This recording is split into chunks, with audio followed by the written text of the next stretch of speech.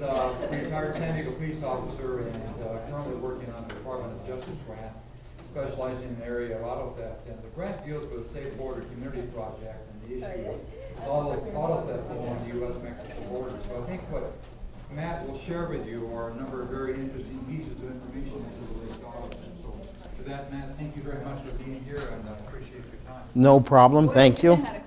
Gosh, tell me about it. Now, you have to understand something. The last time I was in Rancho Bernardo giving the talk was probably 1985, because like Susan, actually I'm the forerunner to her. I used to be your crime prevention community relations officer for the Northeastern Division of the San Diego Police Department. And this ain't the Rancho Bernardo I remember. And before him, Fred Wilson. And before him, Sharon Newberry. I started from 80 to 85, I was your CRO. Then we had the transition, and as I said, I think Paul had it for like 16 years or so afterwards. Fred Wilson was the one who actually brought you the RSVP program. He brought it to the San Diego Police Department. So that's my history with this community. It's always been a great community. Hell, you want a bunch of people together, you threaten to chop down those olive trees, wherever the hell. Whoa, busloads of people, city council. It's great. The community really comes together when there's an issue. I have no doubt, Meta Bloom, Meta Fast, whatever they're calling themselves, the problem will be resolved. This community does pull together and finds a way to get it done. So with that, no problem. As Dave mentioned, I'm working with a not-for-profit in Chula Vista called the Institute for Public Strategies on a DOJ grant. The Department of Justice grant was a 2-year grant. Actually, it's nearing its end. We had 4 different areas we looked at, everything from community policing to, which includes things like crime-free multi-housing and a Safe Streets Now program that allows you, if you've got a nuisance property in your neighborhood, for each resident to be able to bring a $7,500 small claim suit against the nuisance property. And that means a resident with 5 people, 10 people in their home, 3-year-olds, 2-year-olds, for $45 to be able to file that and ultimately win major judgments against the owner of the property. That's one component of the grant. Again, community policing. The second is child sex trafficking. Whether you know it or not, and it happens all over this community, especially gang members involved, pimping 12, 13-year-old girls. And please do not say, well, they're in it because they're roped into it, they're coerced, they're forced, and everything else. So child sex trafficking. The third component was a gang, and then the fourth was auto theft. And I'm working on the auto theft grant. With that, we've done all kinds of wonderful things. Most recently, several months ago, we partnered with RAT. RAT is the San Diego County Regional Auto Theft Task Force, and put together a program where we actually got RAT and the National Insurance Crime Board to come up with $4,000, and we gave out the club. Now, here's something you need to know. Auto theft, I'm not going to depress you, is going down dramatically. In the last 3 years in San Diego County, in San Diego County for the whole county, auto theft has gone down 49% in 3 years. Now, you got to know where the numbers are. Starting from back in 2007, 28,000 cars stolen. Last year, 13,000. And if you want to go at a high of 1992, there were 34,000 cars stolen. But still, now you say, great news, 13,000 cars stolen. But think about it, 13,000 cars lined up end to end, with the average car being about 9 feet long, is a line of cars stretching from the U.S. border at San Ysidro to La Jolla. Now again, good news is, before that line would have actually taken you past Oceanside. But if you're one of the 13,700 people who got their car stolen, and the problem here is too, most people, it's the only crime of the task force that I'm working with where you can buy insurance to protect yourself. So the problem is, most American, you had your car stolen, you had insurance, right? You cannot recover necessarily automatically from the economic loss. The $500 deductible, the loss of your car for the next 2 weeks, 3 weeks, 4 weeks while you try to get a replacement or a loaner. Or you find out that $20,000 car you still owe on, and by the time the insurance pays out in your deductible, they want to pay you $12,000 and you got to go. It doesn't work. So it's still an economic crime that has an impact on a lot of people. But as I say, the good news is 13,700 cars stolen.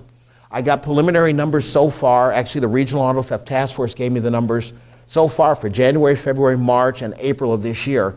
Auto theft is down another 30% over last year at this time.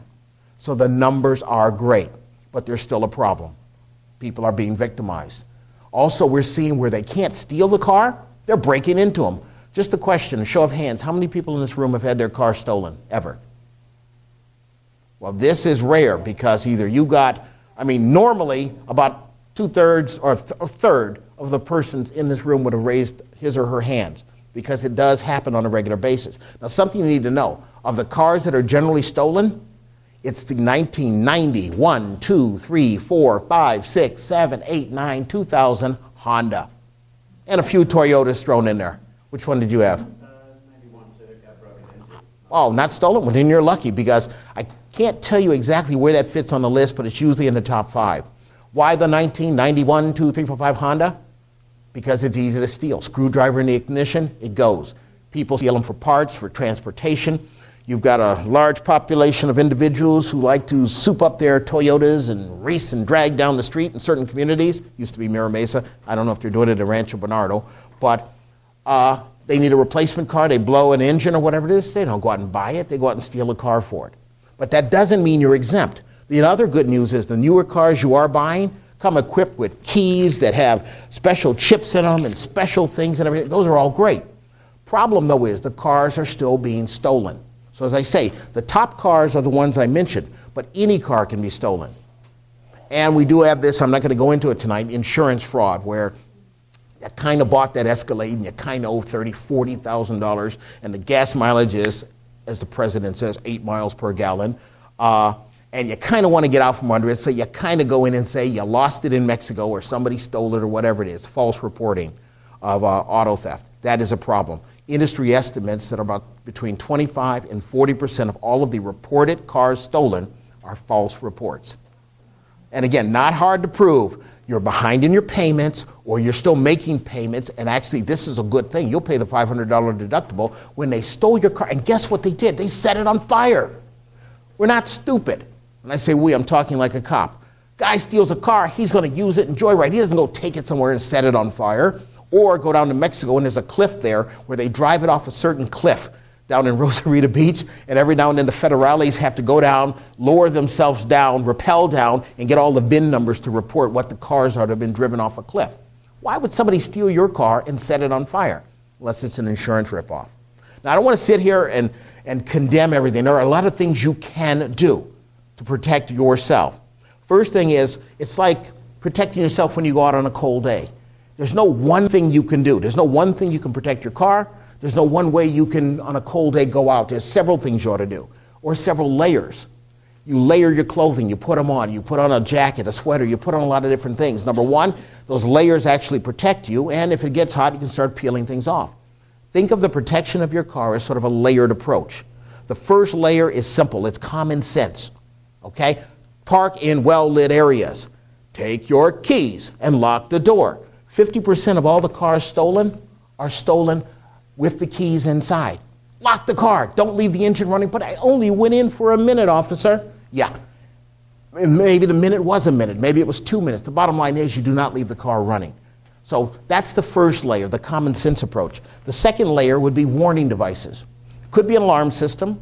It could be the club. It could be a brake locking system or steering wheel locking. That's just one more thing. So when a bad guy walks by, sees your car, hopefully you're parked in a well-lit area, you've paid attention, the doors are locked and everything else, he may see the club. And I'm not here advertising the club, I'm just telling you, it's a visual deterrent. Guy looks inside, sees something, doesn't mean he cannot defeat it, but it means I can go to the next car over.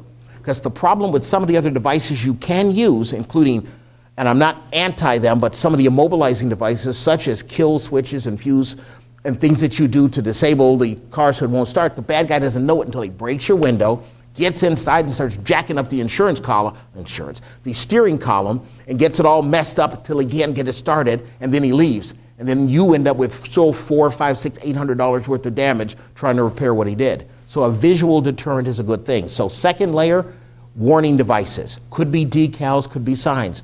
Third thing you want to look at is an immobilizer. It could be a fuel and ignition cutoff, a gas cutoff, fuse cutoffs, and things like that. The fourth layer would be the possibility, the inclusion of some sort of a tracking device.